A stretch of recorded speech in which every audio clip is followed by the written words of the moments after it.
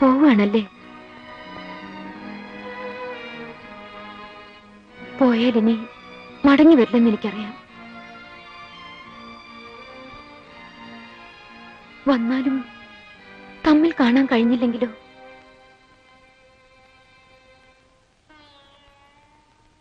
കുറ്റപ്പെടുത്താനും പരാതി പറയാനൊന്നുമല്ല ഞാൻ വന്നത്. അറിഞ്ഞോ അറിയാതെയോ എന്തെങ്കിലും തെറ്റ് വന്നു പോയിട്ടുണ്ടെങ്കിൽ എന്നോട് ക്ഷമിക്കണം. ചന്ദ്രേട്ടൻ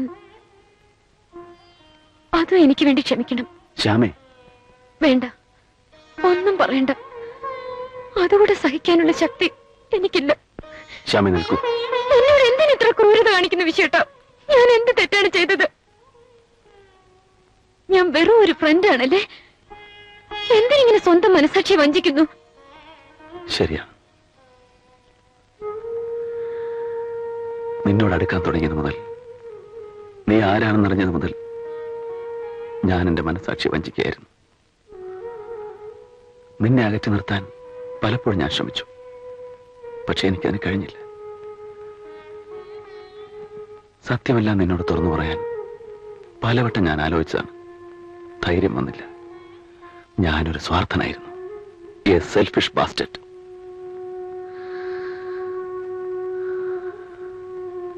എനിക്ക് അർഹതയില്ലാത്ത നിന്റെ സ്നേഹം പിടിച്ചു പറ്റാൻ, അത് നഷ്ടപ്പെട്ടു പോകാതിരിക്കാൻ എല്ലാം നിന്നിൽ നിന്ന് മറച്ചു വെച്ചു. എനിക്കറിയാം, എനിക്കിനി ഒരു ജീവിതമില്ല.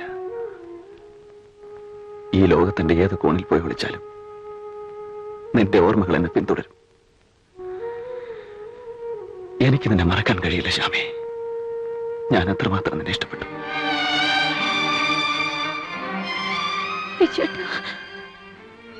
അരുത് ശ്യാമേ, നീ പറഞ്ഞത് ശരിയാണ്. ഇനി തമ്മിൽ കാണാൻ കഴിഞ്ഞില്ലെങ്കിലോ ഞാനെല്ലാം നിന്നോട് തുറന്നു പറയാം.